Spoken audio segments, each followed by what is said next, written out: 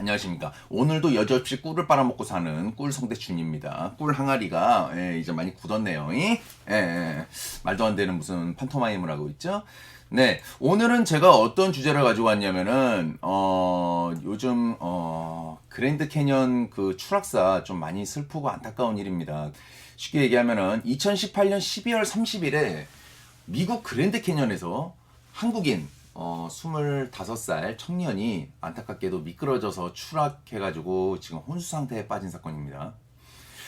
근데 저도 이제 그랜드 캐년을 가봤어요. 군대 갔다 와가지고 바로 가봤는데 거기가 멀리 이렇게 보잖아요. 그러면은 굉장히 풍경이 이쁘고 아름답습니다. 근데 이제 좀 고소공포증 좀 있는 분들, 그런 분들은 이제 살짝 밑으로 이렇게 보잖아.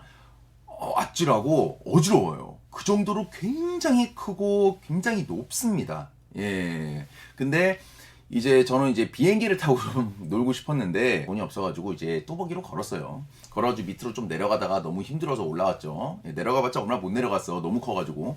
근데 지나가다 보면 이제 말들도 있어요. 말들도 있어가지고 이제 말들이 막 똥 싸고 다녀요. 그 냄새 겁나 나고. 근데 저도 이제 사진을 남겨야겠죠. 그래서 사진을 찍다가 거기 다 그 울타리가 있습니다. 보호망 해놓은 데가. 거기서만 찍으면 되는데 사람들이 꼭 보면은 그날도 그렇고 막 위험한 데 와서 찍고 있더라고. 숙모 두 분하고 갔는데 숙모가 이제 막 그런데 찍지 말라고. 그래서 나는 절벽이 아닌 등받이가 있는 잘 찾으면 또 여기 그랜드 캐니언이다 이쁘게 해서 찍을 수 있는 곳이 많아요.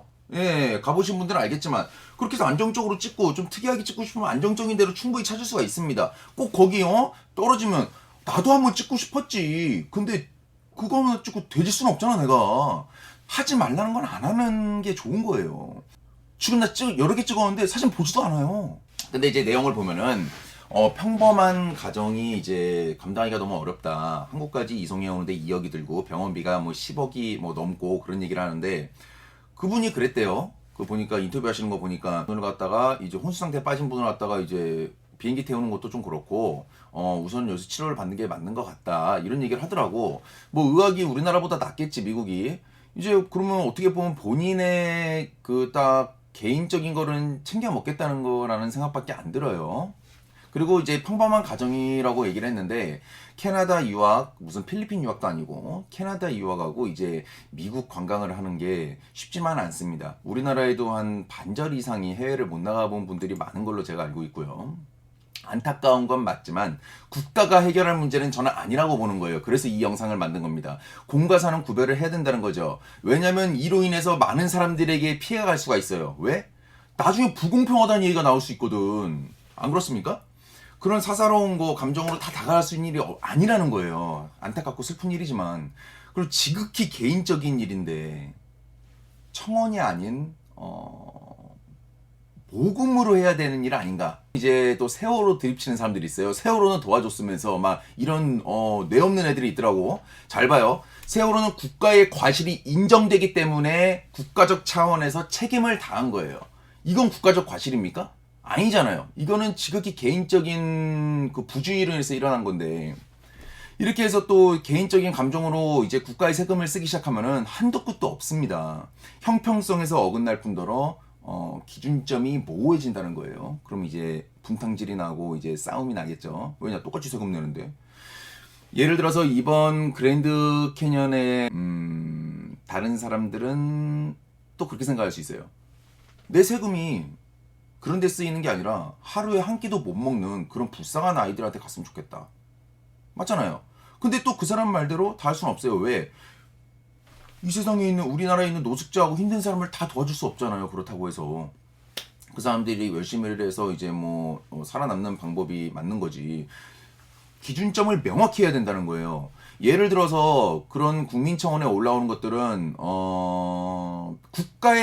아까 말한 국가의 과실에 부당한 일을 당했다든지 아니면 개인의 힘으로 어쩔 수 없는 그런 재해들 있잖아요.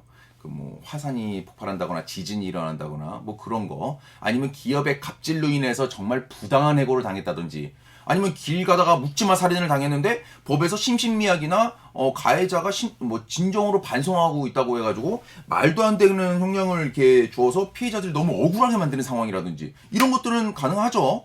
예. 근데 이제 이런 개인 부주의는 아닌 것 같고, 그러니까 나라의 법처럼, 나라 법은 사람들이 어느 정도 인정하고 지나가잖아요. 나라의 법처럼 국민청원도 명확한 선이 이제부터는 좀 생겨야지 사람들이 어느 정도 인정하는 부분이 되지 않을까, 지나가는 부분이 싶습니다. 국민청원은 이러려고 만들어진 게 아닙니다, 여러분. 그걸 아셔야 되고요. 저번에 내가 야구를 너무 좋아하는데 기아 타이거즈 김기태 감독을 잘라달라고 국민청원 올린 미친놈들이 있었죠. 거기에 또 오케이 하는 사람들도 있으니까 난 그게 어이가 없는 거야. 아니 무슨 군대 소원수리 긁어요? 아니 뭐 동네 주민센터냐고 국가가 말도 안 되는 거라. 죽이고 싶다 또 생각하니까. 마지막으로 청원 글 중에서 하나 있는데 이게 정말 말 한마디가 청년빛을 갚는다고, 이건 좀 잘못 적으신 것 같은데 이 글귀 때문에 사람들이 분노를 많이 하신 것 같아요. 제가 한번 읽어드릴게요. 그 청원 글 중에, 국가는 단 한 명의 자국 국민일지라도 이를 보호하는 것이 국가의 의무라고 한다면 이 대한민국 국민의 일원인 박모 씨가 고국으로 돌아올 수 있게 도와주시길 간절히 바랍니다. 좀 어이가 없죠? 아니 이 부분에 굉장히 분노하고 어이없어하는 분들이 많을 거라 생각해요. 저는 국민보호를 어떻게 저렇게 해석을 할 수 있나 이렇게 생각하는 사람들도 있을 거예요. 그리고 저렇게 사람은 이제 누구나 다 이기적인 동물이지만 뭔가 명분은 찾아야겠고 저렇게 반협박적인 그런 말을 저렇게 당당하게 적는 것 자체가 저는 아이러니하게 들립니다.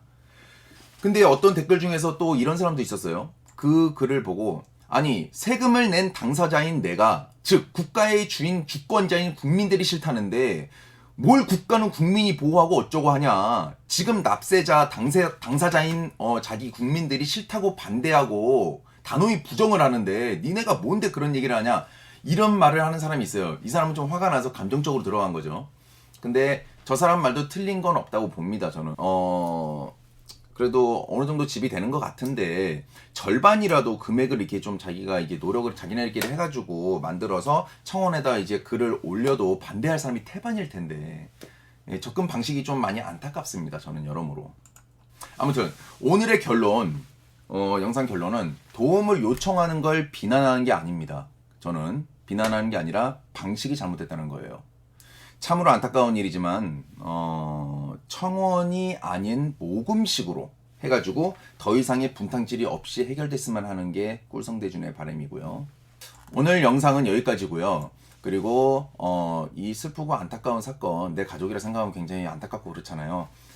좋은 방향으로 빨리 모금식으로 해가지고 어떻게 하든 간에 좀 좋은 식으로 빨리빨리 해결됐으면 좋겠습니다. 간절히 바라봅니다.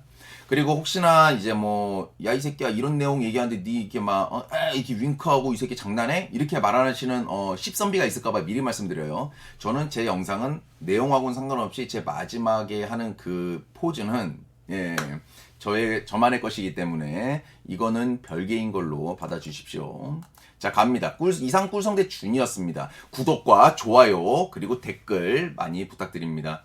구독 좀 많이 눌러주세요, 여러분들. 다음에는 다른 또 소재로 찾아오도록 하겠습니다. 그러면 물러날게요.